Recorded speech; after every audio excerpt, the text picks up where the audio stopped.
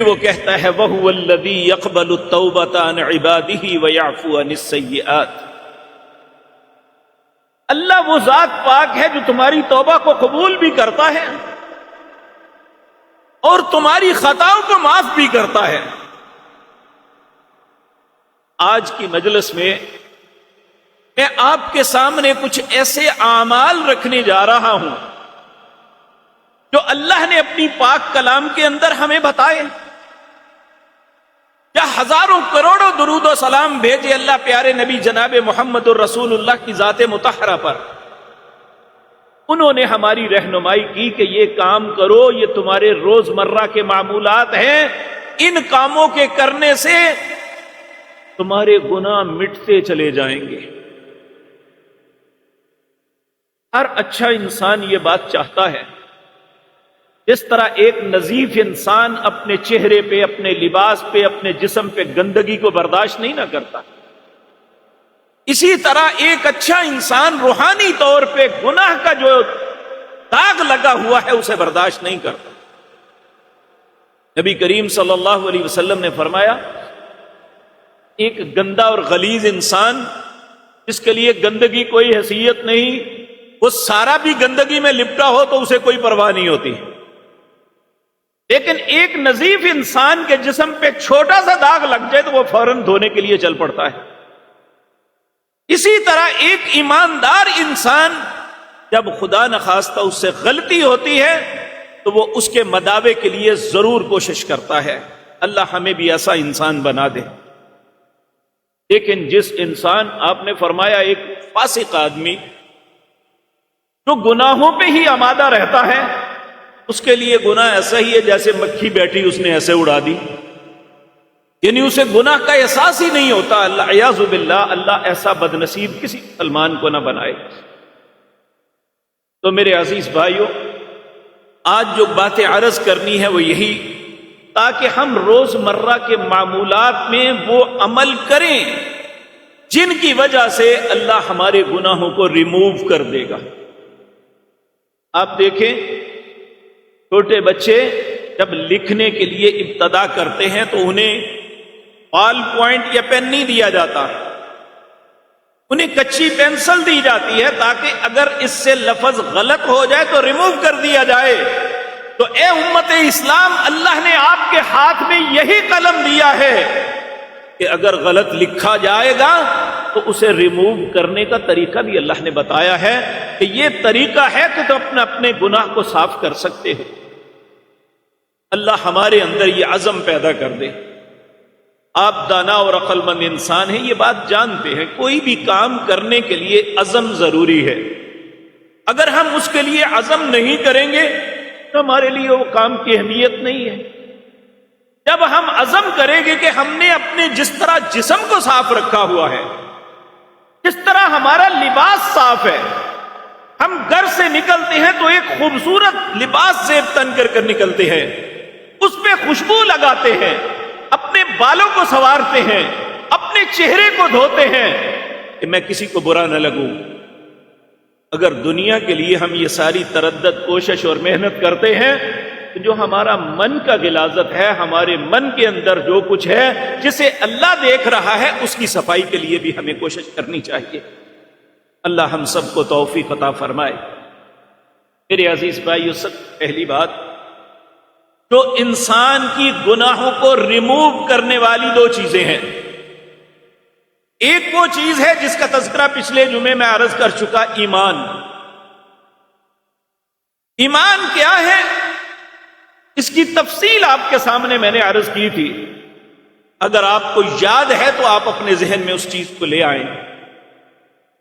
ایمان وہ چیز ہے، تھوڑی سی یہ بات سمجھ لیں، ایمان صرف زبان کے اقرار کا نام نہیں ہے۔ جب تک تین چیزوں کو مکمل نہیں کریں گے ہم ایمان کے دعوے دار نہیں ہو سکتے۔ سب سے پہلی چیز اقرار باللسان، زبان سے اقرار کرنا اللہ، اس کے رسول، اس کی کتابوں کا، آخرت کا، تقدیر کا۔ دوسری بات، دل سے انہیں سچا سمجھنا، تصدیق بالقلب۔ تیسرا وعمل بالجوارح، اس بات کا اقرار کر رہا ہے، جس بات کو سچا سمجھتا ہے اس پہ عمل بھی کرتا ہے۔ جب یہ نعمت ہمارے پاس ہوگی اور اس نعمت کے بعد ہم اچھے کام کریں گے کچھ نہ کچھ، تو اللہ رب العزت فرماتے ہیں والذین آمنوا وعملوا الصالحات، جو یہ دو کام کر لے گا، ایمان اور نیک عمل، اپنی زندگی کا حصہ بنا لے گا، لَنُكَفِّرَنَّ عَنْهُمْ سَيِّئَاتِهِمْ، میں تمہارا رب تم سے وعدہ کرتا ہوں تمہارے گناہوں کو ریموو کر دوں گا۔ لَنُكَفِّرَنَّ عَنْهُمْ سَيِّئَاتِهِمْ، سورۃ العنکبوت کی آیت نمبر 7۔ وَلَنَجْزِيَنَّهُمْ، صرف گناہ ہی معاف نہیں ہوں گے، وَلَنَجْزِيَنَّهُمْ، یہ جو نیکی کی ہے، یہ جو ایمان کی حالت میں اچھا عمل کیا ہے، وَلَنَجْزِيَنَّهُمْ، اس کا بدلہ الگ دوں گا، احسن الذی کانوا یعملون، جو بہت بہترین کام کیا ہے نا۔ پہلا کام اپنے گناہوں کو ریموو کروانے کے لیے ان اعمال کو شروع کیا۔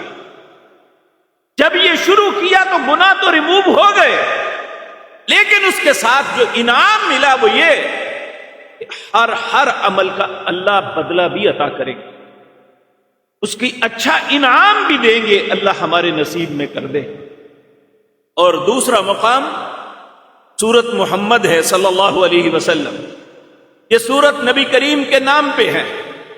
اس کے اندر اللہ رب العزت ہمیں ایک اعمال کون سے کرنے ہیں؟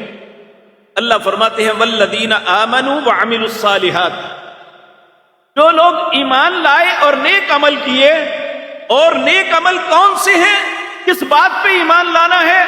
وآمنوا بما نزل علی محمد صلی اللہ علیہ وسلم، اس چیز پہ ایمان لانا ہے جو اللہ نے محمد الرسول اللہ پہ نازل کیا۔ سوال یہ پیدا ہوتا ہے اللہ نے محمد الرسول اللہ پہ کیا نازل کیا؟ ایک تو یہ ہے جسے قرآن کریم ہم کہتے ہیں کہ وہ کلام پاک ہے جو اللہ نے رسول اللہ کے قلب اطہر پر نازل فرمائی، اور ایک اس کا بیان سکھایا، ثم ان علینا بیانہ، اس قرآن کی تفصیل اور اس کی تفسیر سکھائی۔ ایک بہت بڑے مفسر الشیخ محمد عبدہ، یہ مصر کے بہت بڑے مفسر تھے، انہوں نے ایک واقعہ لکھا ہے، کہتے ہیں کہ میں ایک دفعہ فرانس کی یونیورسٹی میں پڑھاتا تھا، تو وہاں ایک عرب عالم دین جو غیر مسلمان تھا لیکن اس نے اسلامی علوم بھی سیکھے ہوئے تھے، کہ وہ مجھے کہنے لگا کہ تم قرآن کے متعلق کہتے ہو کہ لِتُبَيِّنَ لِلنَّاسِ، اس میں لوگوں کے لیے ہر چیز بیان کر دی گئی ہے، تو میں تم سے ایک سوال کرتا ہوں۔ کہنے لگا کیا سوال؟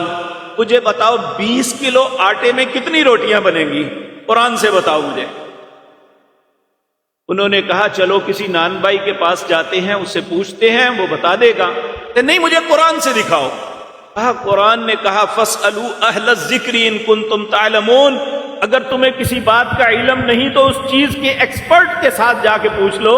قرآن ہماری رہنمائی کر رہا ہے۔ کہتا ہے وہ شرمندہ ہو گیا کہ واقعتاً قرآن تو یہ کہتا ہے کہ جس چیز کا تمہیں علم نہیں اس چیز کے ایکسپرٹ سے جا کے پوچھ لو، وہ تمہیں بتا دے گا۔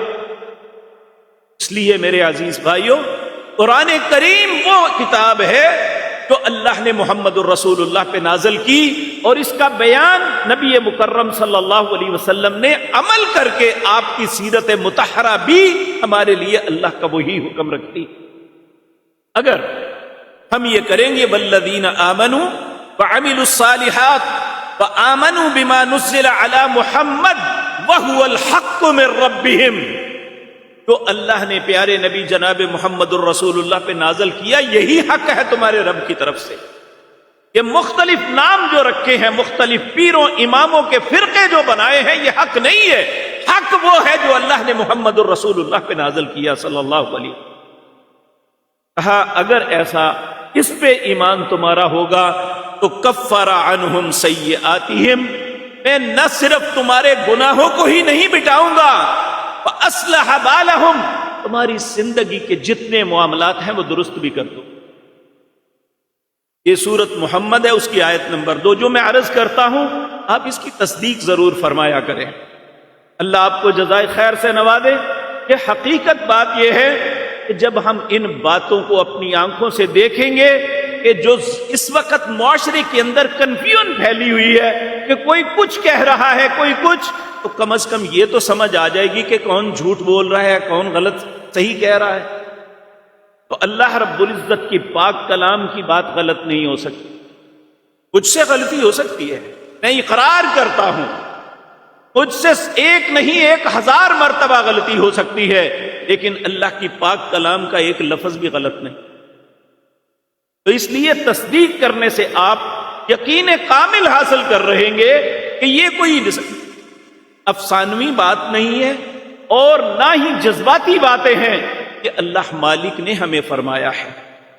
اللہ رب العزت ہمیں توفیق دے کہ اللہ نے جو اپنے پیارے حبیب جناب محمد الرسول اللہ صلی اللہ علیہ وسلم پر نازل کیا ہے اس پہ ایمان لائیں، اس کے مطابق عمل کریں تاکہ ہمارے گناہ مٹ جائیں۔ جب ہم اللہ کے روبرو پہنچے تو اللہ ہمیں پاک اور صاف دیکھے۔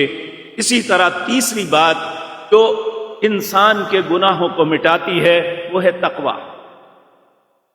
تقوی کیا ہے؟ کہ تقوی دل کی ایک کیفیت کا نام ہے جو انسان کو احساس دلاتی ہے کہ میں نے ایک دن اپنے رب کے حضور جا کے اپنے زندگی کے معاملات کا جواب دیا، اور پھر وہ اس بات پہ خوفزدہ ہوتا ہے کہ میں کوئی ایسا کام نہ کروں جس کی وجہ سے میرا رب مجھ پہ ناراض ہو جائے۔ آپ دیکھیں یہ تقوی کے حصول کے لیے اللہ نے عبادات عطا فرمائی، ان میں روزے کے متعلق آتا ہے یا ایھا الذین آمنوا کتب علیکم الصیام کما کتب علی الذین من قبلکم لعلکم تتقون، تم پہ روزے اس لیے فرض کیے تاکہ تمہارے اندر تقوی پیدا ہو جائے، یہ نعمت تمہیں مل جائے، اور تقوی ہی وہ آپ کا ٹکٹ ہے، آپ کا وہ سرٹیفکیٹ ہے جو آپ کو جنت میں داخلے کا سبب بنائے گا انشاءاللہ۔ اللہ ہمارے نصیب میں کر دے۔ اور ایک اس کا معنی خشیت بھی ہے، اللہ کا خوف۔ نبی کریم صلی اللہ علیہ وسلم اس کے لیے دعا کیا کرتے تھے، اللہم اقسم لنا من خشیتک ما تحول به بیننا وبین معصیتک۔ اے اللہ جب تو اپنا ڈر تقسیم کرنے لگے تو اس کا کچھ حصہ مجھے بھی عطا کر دینا۔ کیوں؟ کہ جب میں گناہ کرنے لگوں تو میرے اور گناہ کے درمیان تیرا ڈر آ جائے، کیونکہ اللہ کا ڈر ہی ایک ایسی چیز ہے جو انسان کو گناہ کے باز رکھتا ہے، وگرنہ انسان کو کوئی چیز روک نہیں سکتی۔ یا اگر اچھی حکومت ہو تو وہ اپنی تعزیرات کے ذریعے سزاؤں کے ذریعے لوگوں کو برائی سے باز رکھتی ہے، اگر انسان کو انفرادی زندگی میں کوئی چیز گناہ سے روک سکتی ہے تو صرف اللہ کا ڈر ہے۔ اللہ ہمارے دلوں میں بھی پیدا فرما دے۔ جس کے دل میں یہ آ جائے، اللہ رب العزت فرماتے ہیں وَلَوْ أَنَّ أَهْلَ الْكِتَابِ آمَنُوا وَاتَّقَوْا لَكَفَّرْنَا عَنْهُمْ سَيِّئَاتِهِمْ وَلَأَدْخَلْنَاهُمْ جَنَّاتِ النَّعِيمِ۔ یہ جو اہل کتاب ہیں، چاہے وہ پہلے اہل کتاب ہیں یا آج اہل کتاب جو جناب محمد الرسول اللہ کے امتی ہیں، جنہیں اللہ نے قرآن کریم جیسی بہترین کتاب عطا فرمائی ہے، اللہ فرماتے ہیں واتقوا، اگر تقوی اختیار کریں، ایمان لائیں اور تقوی اختیار کریں، لکفرنا عنہم سیئاتہم، میں وعدہ کرتا ہوں میں ان کے گناہوں کو ریموو کر دوں گا، ختم کر دوں گا۔ وَلَأَدْخَلْنَاهُمْ جَنَّاتِ النَّعِيمِ، اور ایسی جنت میں داخل کروں گا ایسی جنت میں داخل کروں گا جس کی نعمتیں کبھی ختم نہیں ہوں گی۔ اللہ ہمارا نصیب ایسا کر دے۔ اسی طرح یہ سورت مائدہ ہے، اس کی آیت نمبر 65 ہے۔ ایک سورت انفال کے اندر اللہ فرماتے ہیں یہ مخاطب صرف ہم ہیں۔ پہلی آیت میں پہلے اہل کتاب کو بھی مخاطب کیا تھا، چاہے وہ تورات والے ہیں، انجیل والے ہیں، زبور والے ہیں یا قرآن والے ہیں، لیکن اس میں صرف اہل قرآن کو، اہل ایمان کو، امت محمد الرسول اللہ کو مخاطب اللہ کرتے ہیں۔ یا ایھا الذین آمنوا، اے لوگوں جو ایمان لائے ہو، ان تتقوا اللہ، اگر تم اپنے اندر اللہ کا ڈر پیدا کر لو گے، اس کے بدلے میں تمہیں کیا دوں گا؟ یجعل لکم فرقان، تمہیں ایسی نعمت عطا کر دوں گا کہ حق اور باطل کے درمیان فرق کرنے کی استطاعت تمہیں آ جائے گی۔ تم اپنے اندر یہ چیز محسوس کرو گے، پڑھے ہو یا ان پڑھ ہو، یہ اس سے بات نہیں، اگر دل میں خوف خدا پیدا ہو جائے تو یجعل لکم فرقان، اللہ فرق کرنے کی تمیز عطا کر دے گا، چاہے وہ کتنا بھی مکار یا باطوتی شخص کیوں نہیں۔ جب آپ اس کی بات سنیں گے آپ کا من تسلیم نہیں کرے گا اگر وہ غلط بات ہے۔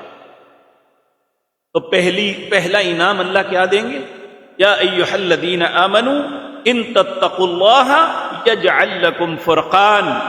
دوسرا انعام وَيُكَفِّرْ عَنْكُمْ سَيِّئَاتِكُمْ، میں تمہارے گناہوں کو ریموو کر دوں گا، مٹا دوں گا۔ تیسرا انعام وَيَغْفِرْ لَكُمْ، تمہارے گناہوں کو بخش دوں گا، درگزر کر جاؤں گا۔ وَاللَّهُ ذُو الْفَضْلِ الْعَظِيمِ، اے حضرت انسان تمہیں احساس نہیں تیرا رب کتنے فضل والا ہے، اس کی کتنی مہربانیاں ہیں۔ کائنات میں میرے عزیز بھائیو جتنی نعمتیں ہم اویل کرتے ہیں، توبہ سے بڑھ کے، گناہوں کو مٹانے سے بڑھ کے اللہ کی کوئی نعمت نہیں۔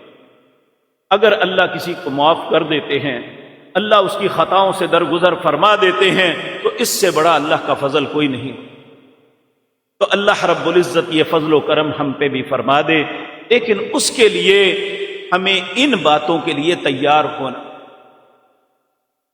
اور اسی طرح تیسری بات اللہ رب العزت فرماتے ہیں والذی جاء بالصدق صدق به، جو سچی بات لے کے آئے۔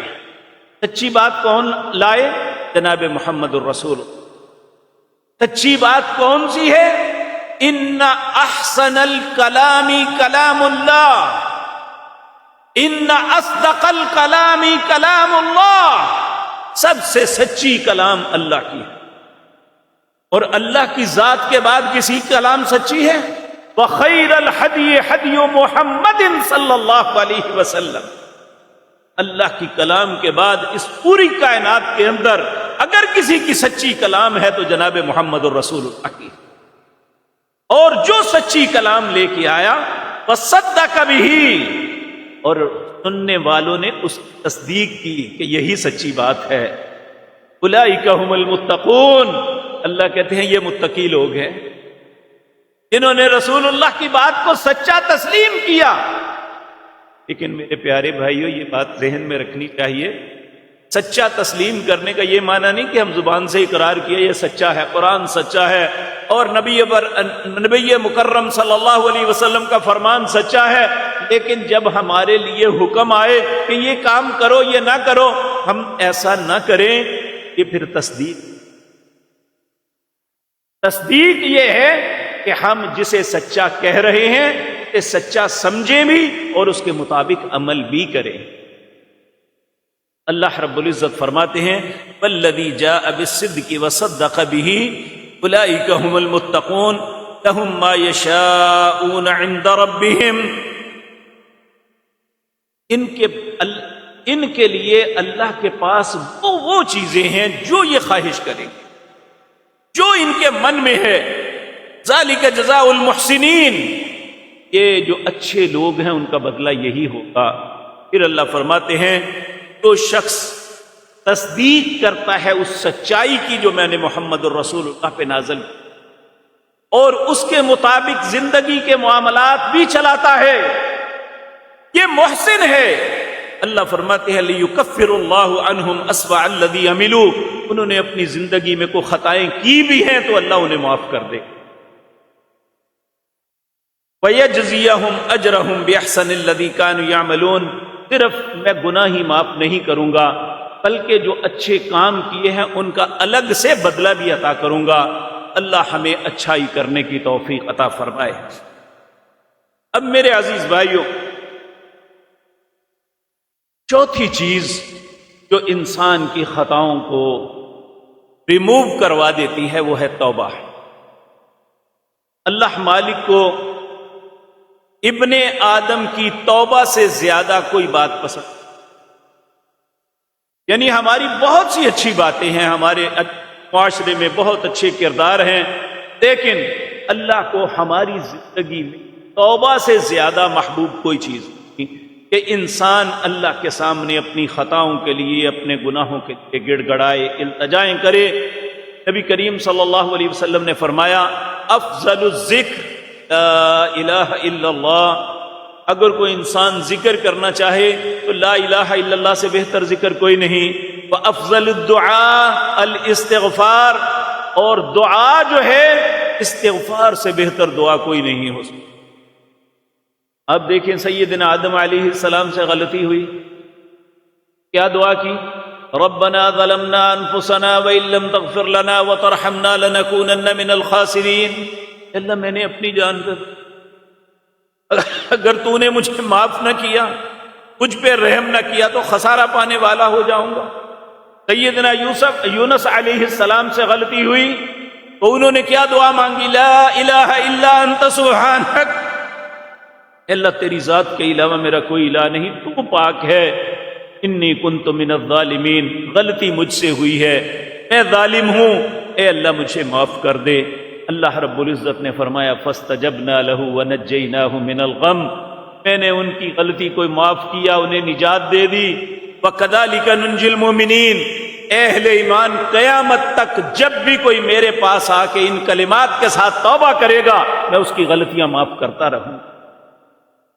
تو یہاں بھی اللہ فرماتے ہیں یا ایھا الذین، سورۃ تحریم ہے، یہ آیت نمبر 8 ہے، یا ایھا الذین آمنوا توبوا الی اللہ توبۃ نصوحا عسى ربکم ان یکفر عنکم سیئاتکم ویدخلکم جنات تجری من تحتها الانہار یوم لا یخزی اللہ النبی والذین آمنوا معه نورهم یسعى بین ایدیہم وبایمانہم یقولون ربنا اتمم لنا نورنا واغفر لنا انک علی کل شیء قدیر۔ یا ایھا الذین آمنوا، اے لوگو جو ایمان لائے ہو، توبوا الی اللہ توبۃ نصوحا، سچی توبہ کر لو، اسے توبہ صادقہ کہتے ہیں جو سچی توبہ ہے۔ توبۃ نصوحا، ارادہ کر لو کہ آئندہ غلطی نہیں کروں گا، ہو جائے تو اللہ پھر بھی معاف کرنے والا ہے، لیکن انسان کا عزم تو ہو کہ آئندہ نہیں کروں گا۔ یا ایھا الذین آمنوا، اے لوگو جو ایمان لائے ہو، توبوا الی اللہ، اللہ سے توبہ کرو، توبۃ نصوحا، پکی اور سچی توبہ کر لو۔ اس کے بدلے میں کیا دوں گا؟ یکفر عنکم سیئاتکم، عسى ربکم ان یکفر عنکم سیئاتکم، ان قریب تمہارا رب تمہارے گناہوں کو ریموو کر دے گا۔ وَيُدْخِلَكُمْ جَنَّاتٍ تَجْرِي مِن تَحْتِهَا الْأَنْهَارُ، اور ایسی جنت میں داخل کرے گا جس کے نیچے نہریں بہتی ہیں۔ يَوْمَ لَا يُخْزِي اللَّهُ النَّبِيَّ وَالَّذِينَ آمَنُوا مَعَهُ، اس دن اللہ نبیوں کو اور جو نبیوں کے ساتھی ایماندار ہیں انہیں کبھی ذلیل نہیں کرے گا۔ اللہ ہمیں بھی اپنے نبی کا ساتھی بنا دے، لیکن اس کے لیے کیا ہے؟ ہمیں اپنی جس طرح جسم کو، چہرے کو، اپنے معاملات کو صاف اور ستھرا اور شفاف اور نظیف رکھتے ہیں، اپنے من کو بھی پاک کر، اور اس کی پاکیزگی توبہ ہے۔ اللہ ہمیں توبہ کی توفیق عطا فرمائے۔ میں نے آغاز میں جو آیت پڑھی اس میں بھی یہی ہے، وَهُوَ الَّذِي يَقْبَلُ التَّوْبَةَ، اللہ وہ ذات پاک ہے جو تمہاری توبہ کو قبول کرتا ہے۔ وَيَعْفُو عَنِ السَّيِّئَاتِ، جب توبہ قبول ہو جاتی ہے، وَيَعْفُو عَنِ السَّيِّئَاتِ، تمہاری خطاؤں کو، گناہوں کو، غلاظتوں کو اللہ مٹا دیتا ہے، صاف کر دیتا ہے۔ آپ دیکھیں میرے پیارے بھائیو، نبی کریم صلی اللہ علیہ وسلم اب نماز کے لیے کھڑے ہوتے، تکبیر تحریمہ کر کے ہاتھ باندھتے، پھر کچھ دیر خاموشی سے، غالباً ابو داود میں روایت ہے، حضرت ابو ہریرہ رضی اللہ تعالیٰ نے پوچھا یا رسول اللہ صلی اللہ علیہ وسلم، میرے ماں باپ آپ پہ قربان جائیں، جب آپ نماز کا آغاز کرتے ہیں سورۃ فاتحہ کی قرأت سے پہلے کچھ دیر خاموش رہتے ہیں، جب آپ خاموش ہوتے ہیں ایسا لگتا ہے جیسے آپ اپنے من کے اندر کچھ پڑھ رہے ہیں. میرے ماں باپ قربان جائیں، آپ مجھے بھی بتائیے آپ کیا پڑھتے ہیں؟ تو نبی کریم نے صلی اللہ علیہ وسلم نے جو دعا بتائی ہم سب کے لیے یہ بہت اہم ہے. آپ نے فرمایا میں اللہ سے یہ التجا کرتا ہوں، اللہم باعد بینی و بین خطایا، اے اللہ مجھے میرے گناہوں سے اتنا دور کر دے، کما باعدت بین المشرق والمغرب، جتنا مشرق مغرب سے دور ہے اللہ اتنا میرے گناہوں سے مجھ کو دور کر. اللہم باعد بینی و بین خطایایا کما باعدت بین المشرق والمغرب، اللہم نقنی من الخطایا کما ينقى الثوب الابيض من الدنس. اے اللہ میرے گناہوں کو اس طرح دھو دے جس طرح دھوبی سفید کپڑے کو دھو کے صاف کر. اللہم اغسلنی من خطایایا، اے اللہ میرے گناہوں کو دھو ڈال، بالماء پانی کے ساتھ، والثلج والبرد اولوں کے ساتھ اور برف کے ساتھ. زمانے میں صرف اور صابن نہیں، جتنے کپڑے ہیں ان کے داغ دبے اولے یا برف کے ساتھ صاف کیے جاتے تھے. بالماء والثلج والبرد، پانی کے ساتھ، اولوں کے ساتھ، برف کے ساتھ میرے سارے گناہ. یہ رسول اللہ صلی اللہ علیہ وسلم ہر نماز سے پہلے یہ فرماتے. اسی طرح سورۃ فرقان کی آیت تو اتنی خوبصورت ہے انسان کا دل اچھل جاتا ہے. ہمارا رب اتنا پیارا رحیم و کریم ہے. ان ربی لغفور ودود. اے حضرت انسان یہ بات سمجھ، تیرا رب بخشنے والا بھی ہے اور محبت کرنے والا بھی ہے. ودود کا مطلب ہے محبت کرنے والا، غفور کا مطلب ہے بخشنے والا. جو بخشنے والا بھی ہے محبت کرنے والا بھی ہے، کیا ہے ہم اس کے سامنے توبہ نہیں کرتے؟ جو محبت کرنے والا ہے وہ تو ایک سیکنڈ میں مان جاتا ہے. تو واقعتاً توبہ جو ہے یہ ایسی چیز ہے اللہ فوراً مان جاتے ہیں. اللہ ہمیں بس توبہ کی توفیق بخش دے. الا من تاب وآمن وعمل عملا صالحا فاولئک یبدل اللہ سیئاتہم حسنات وکان اللہ غفورا رحیما. سورۃ فرقان ہے اس کا آخری رکوع. تو توبہ کرتا ہے اور توبہ کے بعد وآمن صحیح ایماندار بن جاتا ہے. تیسرا وعمل صالحا، پھر وہ اچھے کام شروع کر دیتا ہے. اب اللہ اسے انعام کیا دے رہے ہیں؟ فاولئک یبدل اللہ سیئاتہم حسنات. اس نے سابقہ زندگی میں جتنے گناہ کیے تھے اللہ انہیں بھی نیکیوں میں بدل. اللہ اکبر، اللہ اکبر. اس سے زیادہ محبت کیا ہو سکتی؟ اس سے زیادہ شفقت کیا ہو سکتی ہے؟ اللہ اپنی مہربانیاں ہم پہ بھی فرما دے. فَأُولَئِكَ يُبَدِّلُ اللَّهُ سَيِّئَاتِهِمْ حَسَنَاتٍ وَكَانَ اللَّهُ غَفُورًا رَحِيمًا. اللہ بڑا ہی بخشنے والا مہربان ہے. جو پانچویں بات میرے عزیز بھائیو یہ ہے کہ ایک دن اور رات میں اللہ نے 5 نمازیں ہر مسلمان پہ فرض کی. ہر مسلمان یہ بات جانتا ہے. اور ان کو ترتیب کے ساتھ پڑھنا، فجر کے بعد ظہر کا انتظار کرنا، ظہر کے بعد عصر کا انتظار کرنا، عصر کے بعد مغرب اور عشاء کی ادا کرنا، ان کا فائدہ کیا ہوگا؟ اللہ رب العزت 13واں پارہ ہے، کہتے ہیں اقم الصلاۃ طرفی النہار وزلفا من اللیل ان الحسنات یذہبن السیئات.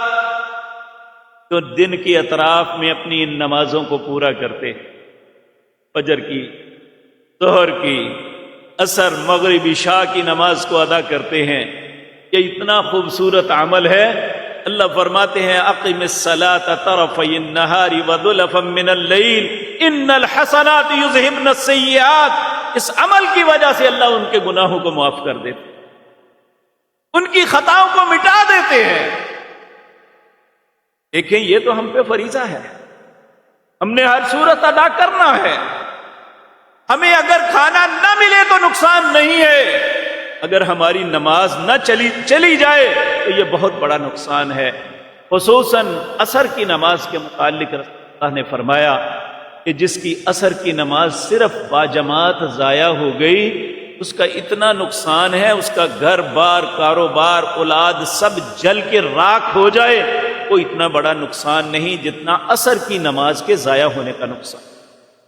عشاء کی نماز کے متعلق آپ نے ایک دن فرمایا کچھ لوگوں کو نماز میں نہ پایا، کہا اگر گھر میں رہنے والے بچی اور عورتوں کا مجھے خوف نہ ہوتا تو میں ان کے گھروں کو جا کے آگ لگا دیتا جو عشاء کی نماز کے لیے مسجد میں نہیں حاضر ہوتا۔ یہ تو فریضہ ہے ہم پہ، اور اس فریضے کی ادائیگی پہ بھی اللہ ہمارے خطاؤں کو معاف کر رہے ہیں۔ تو اللہ رب العزت یہ باتیں ہمیں سمجھنے کی توفیق عطا فرمائے۔ اور پیارے نبی جناب محمد الرسول اللہ صلی اللہ علیہ وسلم نے فرمایا، یہ حدیث قدس، ایک حدیث وہ ہوتی ہے جو رسول اللہ اپنی زبان مطہرہ سے بیان کر رہے ہیں، حالانکہ ہوتی وہ بھی اللہ کی رہنمائی میں ہے۔ اللہ نے قرآن کریم میں فرمایا ما ينطق عن الهوى ان هو الا وحی یوحی، یہ میرے پیارے نبی اپنی زبان سے اپنی مرضی سے کوئی بات نہیں کہتے، جو میں وحی کہتا ہوں وہی ہوتی۔ لیکن ایک حدیث ہوتی ہے قدسی، یہ قرآن میں تو آیات نہیں موجود ہوتی، لیکن اللہ نے اپنے حبیب کریم کو کہا ہوتا ہے میری طرف سے میرے بندوں کو بتا دیا۔ تو نبی کریم صلی اللہ علیہ وسلم نے فرمایا تمہارے رب نے یہ بات مجھے کہی کہ میرے بندوں تک یہ پیغام پہنچا دو، یا ابن آدم، اے آدم کی اولاد، انکا ما دعوتنی ورجوتنی، جب تک مجھ سے مانگتے رہو گے اور مجھ پہ بھروسہ کرتے رہو گے، کیا مجھ سے امیدیں وابستہ رکھو گے، غفرت لک علی ما کان فیک فلا ابالی، میں تمہیں معاف کرتا رہوں گا، مجھے کوئی پرواہ نہیں کہ کوئی کیا کہے۔ اللہ پہ بھروسہ اور اللہ سے التجائیں کرتے رہنا یہ ہمارے گناہوں کا کفارہ ہے انشاءاللہ۔ یہ اللہ رب العزت نے یہ بات فرمائی ابن آدم کے لیے، یہ نہیں کہا یا ایھا النبی، اے نبی آپ کے لیے یہ ہے۔ اللہ کے نبی تو ہر خطا سے پاک ہے، یہ ہمارے لیے ہے۔ یا ابن آدم، اے آدم کی اولاد، وہ مرد ہے یا عورت، سب کے لیے یہ حکم ہے۔ یا ابن آدم انکا ما دعوتنی، جب تک تو مجھ سے مانگتا رہے گا، ورجوتنی، مجھ سے امیدیں وابستہ رکھے گا، غفرت لک علی ما کان فیک، تیرے اندر جو بھی ہے میں معاف کرتا رہوں گا، فلا ابالی، مجھے کچھ پرواہ نہیں۔ اسی طرح میرے عزیز بھائیوں، یہ اگلی حدیث سے بھی، کیونکہ عموماً بعض اوقات انسان کی خطائیں بڑھ جائے نا، وہ سمجھتا ہے کیسے معافی ملے گی۔ آپ اندازہ فرمائیں اس حدیث رسول اللہ صلی اللہ علیہ وسلم، یا ابن آدم، اے آدم کی اولاد، انک لو اتیتنی بقراب الارض خطایا، تیرے پاس اتنے گناہ ہوں کہ پوری زمین ان گناہوں سے بھر جائے، ثم لقیتنی، پھر تم مجھے اس حال میں ملو کہ لا تشرک بی شیئا، کہ تم نے میرے ساتھ کبھی کسی کو شریک نہیں بنایا، لأتیتک بقرابها مغفرۃ، میں زمین سے بھر کے نہیں، اس سے بڑھ کے تجھے معاف کر دوں گا، لیکن الا شرک، میرے پاس شرک لے کے نہ۔ یہ بات یاد رکھیں، نبی کریم صلی اللہ علیہ وسلم نے اللہ کا یہ جو پیغام پہنچایا ہمیں پلے باندھ لے، کیونکہ عمومی طور پہ میرے پیارے بھائیوں، کوئی بھی مسلمان جب شرک کرتا ہے نا تو یہ ہمیشہ محبت اور عقیدت میں کرتا ہے، اور شرک اس وقت ہوتا ہے جب انسان کسی تکلیف میں مبتلا ہو جائے، وہ تکلیف لمبی ہو جائے تو اللہ پہ بد اعتمادی کر کے دوسرے رستوں کو اختیار کرتا ہے. یہیں پہ اس کی بربادی کا آغاز ہو جاتا ہے. تو اللہ رب العزت ہم سب کا رحم فرمائے. طرح ایک بہت خوبصورت بات نبی کریم صحیح مسلم حدیث نمبر 245 نبی کریم صلی اللہ علیہ وسلم نے فرمایا من توضأ فاحسن الوضوء، جس بندے نے اچھے طریقے سے وضو کیا، اپنے ایک ایک اعضاء کو بہترین طریقے سے دھویا، کوئی اعضاء خشک نہ رہا، تو نبی کریم نے فرمایا خرجت خطایاہ فی جسدہ، اس کے جسم سے اس کے گناہ اس طرح نکل جاتے ہیں حتی تخرج من تحت اظفارہ، یہاں تک کہ سارے گناہ اس کے ناخنوں سے نکل کے باہر گر جاتے. یہ بعض فقہا کہتے ہیں کہ وضو کا پانی یہ پلید ہوتا ہے، حالانکہ ایسی بات درست نہیں ہے کہ وہ اس کے گناہ ہوتے ہیں. گناہ کا مطلب یہ نہیں ہے کہ وہ پانی میں گناہ چلے گئے ہیں، گناہ کا مطلب یہ ہے کہ اللہ ان گناہوں کو مٹا دیتا ہے. تو یہ حدیث بڑی خوبصورت ہے کہ ہمیں رات کو سونے کے وقت وضو کر کے سویا کر. آپ ہر وقت نماز کے علاوہ بھی باوضو رہنا پسند فرمایا کرتے. یہ باوضو رہنا انسان کی تطہیر کے لیے بہت خوبصورت کیمیا ہے. اور پھر سب سے بڑھ کے نبی کریم صلی اللہ علیہ وسلم نے ایک مرتبہ فرمایا کہ یہ بتاؤ، ایک شخص کے دروازے پہ نہر ہو، وہ 5 وقت اس نہر میں جا کے نہاتا ہے، کیا اس کے جسم پہ کوئی میل رہ جاتی ہے؟ لوگوں نے عرض کیا نہیں یا رسول اللہ. آپ نے فرمایا 5 وقت وضو کرنے والے کی کیفیت یہی ہے کہ جب وہ وضو کرتا ہے تو اللہ اس کے گناہوں کو صاف کر دیتا ہے کہ اس پہ کوئی گناہ نہیں رہتا. یہاں تک کہ کچھ ایسے گناہ ہیں جنہیں کبیرہ گناہ کہا جاتا ہے، جیسے قتل النفس، اللہ کے ساتھ شرک کرنا، ماں باپ کی نافرمانی کرنا اور جھوٹ بولنا، جھوٹی گواہی دینا، تو کبیرہ گناہ قرار دیے ہیں. یہ توبہ کریں تو معاف ہوتے ہیں، اور اگر چھوٹے چھوٹے گناہ اللہ رب العزت ایسے ہی اپنے بندوں پہ درگزر کر دیتے ہیں. سورۃ نجم کے اندر فرماتے ہیں ان تجتنبوا کبائر الاسم والفواحش الا اللمم ربک واسع المغفرہ، اگر کبیرہ گناہوں سے اجتناب کرو گے تو چھوٹے گناہ میں ویسے ہی معاف کر دوں گا. اللہ ہمارا نصیب اچھا فرما دے. اسی طرح نبی کریم صلی اللہ علیہ وسلم کی یہ خوبصورت بات ہر مسلمان کو اپنے پلے باندھ لینی چاہیے. سیدنا ابو ہریرہ رضی اللہ تعالی عنہ بیان کرتے ہیں، صحیح مسلم حدیث نمبر 666، حضرت ابو ہریرہ فرماتے ہیں رسول اللہ صلی اللہ علیہ وسلم نے فرمایا من تطہر فی بیتہ ثم مشى الی بیت من بیوت اللہ، جو شخص اپنے گھر سے پاکیزگی اختیار کرتا ہے اور وضو کر کے اپنے گھر سے اللہ کے کسی گھروں میں سے کسی گھر کی طرف چل پڑتا ہے، لیقضی فریضۃ من فرائض اللہ، اس کا قصد صرف یہ ہوتا ہے کہ اللہ کے فرائض میں سے کسی فریضے کو ادا کرنا، یعنی فجر کی نماز پڑھنا یا ظہر کی نماز پڑھنے کا قصد ہے، یا عصر یا مغرب یا عشاء کا قصد ہے، اور اس قصد کے ساتھ اللہ کے فریضے کو پورا کرنے کے لیے جاتا ہے، کانت خطوتاہ احداہما تحط خطیئۃ والاخری ترفع درجۃ، جب وہ ایک قدم اٹھا کے رکھتا ہے اللہ اس کے گناہوں کو معاف کرتا ہے، جب وہ دوسرا قدم آگے بڑھاتا ہے اللہ اس کے درجات کو بلند کر دیتا. تو اللہ کے گھر کی طرف آنا کتنا عظیم عمل ہے، لیکن مقصد کیا؟ اللہ کے کسی گھر بھی، یہ نہیں کہا کہ فلاں مسجد، ہاں 3 مساجد ایسی ہیں جو ساری مساجد سے افضل ہیں، ایک بیت اللہ، ایک مسجد رسول اللہ صلی اللہ علیہ وسلم، اور 30 مسجد اقصی. یہ ساری مساجد سے افضل ہیں، ان سے بہتر کوئی نہیں ہے.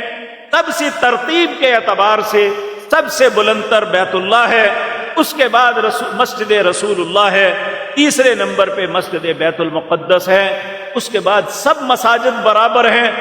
یہاں یہ نہیں کہا کہ ان گھروں کی طرف، کہا بیت من بیوت اللہ، اللہ کے کسی گھر کی طرف جاتا ہے، لیکن اس کا مقصد ایک ہوتا ہے، کیا؟ کہ اللہ کے فرائض میں سے کسی فرائض کو ادا کرنا ہے. ان فریضے کی ادائیگی کے لیے جاتا ہے، ایک قدم اٹھاتا ہے اللہ گناہ معاف کرتے چلے جاتے ہیں، دوسرا قدم اٹھاتا ہے اللہ اس کے درجات کو بلند کر دیتے. تو اس لیے مسجد کی طرف چل کے آنا. آپ نے شاید وہ کلپ دیکھا ہوگا کہ بغداد کا ایک کلپ ہے، ایک بزرگ تر دوپہر ہے، جمعے کی ادائیگی کے لیے ایک سنسان روڈ پہ بڑی تیزی سے چل رہے ہیں، اور ایک شخص گاڑی پہ گزرتا ہے اور ان بزرگوں کو دیکھ کے رک جاتا ہے، انہیں عرض کرتا ہے کہ میں آپ کو بٹھا کے میں جہاں آپ جانا چاہتے ہیں وہاں چھوڑ دوں گا. وہ عربی میں رسول اللہ کی حدیث بیان کرتا ہے. پیارے نبی جناب محمد الرسول اللہ صلی اللہ علیہ وسلم نے فرمایا، جو جمعے کی نماز کے لیے اچھا غسل کرتا ہے، وضو کر کے اپنے گھر سے نکلتا ہے، اللہ ایک ایک قدم کے بدلے اس کے گناہوں کو معاف کرتے ہیں، اسے اس کے ذمے نیکیاں دیتے ہیں، اس کے درجات کو بلند کر دیتے ہیں. میں نہیں چاہتا کہ میں تیری سواری پہ بیٹھ کے آرام اور سکون سے چلا جاؤں، مجھے جنت کی طلب ہے، گناہوں کے معافی کی تڑپ ہے، اور میں چاہتا ہوں کہ اللہ کے ہاں میرے درجات بلند ہو جائے. اس لیے بیٹے میں تیرا شکریہ ادا کرتا ہوں، میں اللہ کے گھر تک اپنے قدموں پہ جاؤں گا. کبھی کبھی زندگی میں یہ بھی کر لیا کریں، اگر گھر دور بھی ہے تو اللہ کے گھر میں قدم قدم آئیں، اللہ کتنی خطاؤں کو معاف کرے گا، کتنے درجات کو بلند کرے گا، اور کتنی نیکیاں اللہ عطا کرے گا. ہمیں اس کے لیے بھی دیکھیں، دنیا کے مستقبل کے لیے ہم دن رات محنت کرتے ہیں، 13 14 گھنٹے محنت مشقت اپنی دکانوں پہ، اپنی فیکٹریوں پہ، اپنی ملازمتوں پہ کرتے ہیں. کبھی اللہ رب العزت کی نعمتوں کے حصول کے لیے بھی تھوڑی سی محنت کر لیں، دیکھیں اللہ کتنا بڑا انعام دیتا ہے. دنیا کا کوئی انسان آپ کو وہ انعام نہیں دے سکتا جو اللہ مالک عطا کرتے ہیں. آپ نے وہ سیدنا عثمان کا واقعہ سنا ہوگا، مدینے میں قحط پڑ گیا، گندم نہیں ملتی تھی، حضرت عثمان کا قافلہ آ گیا، مدینے کے سارے جتنے تاجر تھے سب اکٹھے ہو کے سیدنا عثمان کے پاس آ کے بولی لگاتے ہیں، آپ نے جس پاؤ لی ہے مجھ سے دگنے لے لیں. کہنے لگے نہیں میرے بارے میں نہیں. ایک کہنے لگا مجھ سے اس سے اتنا لے لیں. ہر بندہ بڑھ بڑھ کے بولی لگا رہا ہے. وہ کہتے ہیں مجھے اس سے زیادہ مل رہا ہے، مجھے اس سے زیادہ مل رہا ہے. وہ کہنے لگے اخیر 10 گنا تک بولی لگ گئی، نہ دیا. تو وہ کہنے لگے عثمان، مدینے ہمارے علاوہ تو کوئی تاجر نہیں ہے، آخر کون ہے جس نے ہم سے زیادہ تمہیں بھاؤ لگا دیا؟ کہا میں نے اپنے رب کے نام پہ اسے وقف کر دیا، میرا رب کہتا ہے میں تمہیں 70 گنا عطا کروں گا، مجھے وہ منظور ہے، مجھے تمہارا 10 گنا منظور. تو میرے پیارے بھائیوں، اللہ رب العزت جو انسان کو عطا کرتا ہے، اس کی دل کے اندر یہ خواہش ہونی چاہیے کہ دنیا کی طلب کے لیے اگر مجھے اپنے سودے میں تھوڑا سا پروفٹ ملے تو میں اتنی محنت اور مشقت کے ساتھ اس کو حصول کے لیے محنت کرتا ہوں. جنت کے حصول کے لیے یہ محنت ہمیں نہیں وارے میں کہ ہم اللہ کے گھر میں پیدل آ جائیں. پیارے نبی صلی اللہ علیہ وسلم کے اس فرمان کو مد نظر رکھتے ہوئے اپنے گھر سے اچھا وضو کریں، پاک اور صاف ہو جائیں، واش روم استعمال کریں، اور اپنی غلاظتوں کو صاف کر کے، اپنے ذہن اور سوچ کو صاف کر کے اللہ کے گھر کی جانب چل پڑیں. ایک ایک قدم کے بدلے اللہ گناہوں کو معاف کرتا چلا جائے گا، اللہ نیکیوں کے انبار لگاتا جائے گا، اللہ درجات کو بلند کرتا جائے گا. درجات کیا ہے؟ ہماری تو یہ زمین سے لے کر پہلی منزل 12 13 14 15 20 فٹ ہوگی، 30 فٹ ہوگی، لیکن اللہ نے ایک درجے سے دوسرا درجہ جو بنایا ہے اس کا اتنا فاصلہ ہے جتنا زمین سے لے کر آسمان تک. تو میرے پیارے بھائیوں، یہ خوش نصیبی ہے کسی بھی مسلمان کے لیے کہ وہ اللہ کے گھروں میں آئے اور اپنے گناہوں کی معافی کا سبب بنے. اسی طرح رسول اللہ صلی اللہ علیہ وسلم نے ارشاد فرمایا، اللہ اکبر، نبی کریم صلی اللہ علیہ وسلم نے فرمایا الا ادلکم علی من یمحو اللہ بہ الخطایا ویرفع بہ الدرجات، نبی کریم نے فرمایا کیا تمہیں وہ عمل نہ بتاؤں جس کے ساتھ اللہ گناہوں کو مٹاتا ہے اور درجات کو بلند کرتا ہے؟ تو لوگوں نے عرض کیا ہاں یا رسول اللہ صلی اللہ علیہ وسلم ہمیں بتائیں۔ تو آپ نے فرمایا اسباغ الوضوء علی اقارہ، اس وقت وضو کرو جب وضو کرنا ناپسند ہو، یعنی انتہائی سردی کی شدت ہو، وضو پانی کو ہاتھ لگانے کو دل نہیں چاہتا، کہا ایسے وقت میں وضو کرو۔ وکثرت الخطا الی المساجد، زیادہ سے زیادہ چل کے مساجد کی طرف جاؤ۔ تیسرا وانتظار الصلاۃ بعد الصلاۃ، ایک نماز کے بعد دوسری نماز کا انتظار کرو۔ تو نبی کریم نے فرمایا فذالکم الرباط، فذالکم الرباط، ایک مسلمان کے لیے یہی بہت بڑا جہاد ہے کہ وہ اچھا وضو کرتا ہے اور ایسے وقت میں بھی وضو کرنے سے اجتناب نہیں کرتا جب وضو کرنا اس کے لیے انتہائی ناپسندیدہ ہے، اور اسی طرح وہ مسجدوں کی طرف چل کے جاتا ہے۔ تیسرا فرمایا ایک نماز کے بعد دوسری نماز کا انتظار کرتا ہے کہ کب وقت ہو، ظہر پڑی ہے عصر کا انتظار، عصر پڑی ہے مغرب کا انتظار، مغرب پڑی ہے تو عشاء کا انتظار۔ یہ دل کے اندر جو چاہت ہوتی ہے اللہ کو اتنی محبوب اور پیاری لگتی ہے، اللہ رب العزت کہتے ہیں کہ میں تمہیں ایک مجاہد کی حیثیت سے اپنے کاغذوں میں لکھ لیتا۔ نہ صرف خطائیں معافی نہیں ہوتی، اللہ رب العزت اس سے بہت کچھ عطا کرتے ہیں۔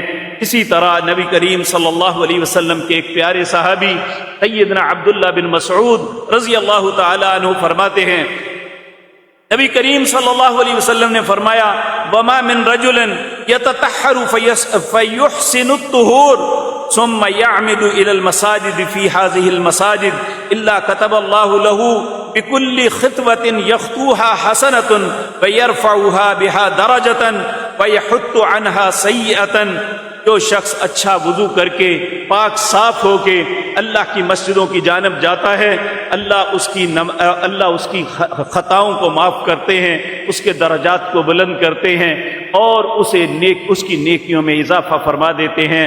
اللہ رب العزت ہمیں توفیق عطا فرمائے کہ ہم یہ اعمال کو کریں۔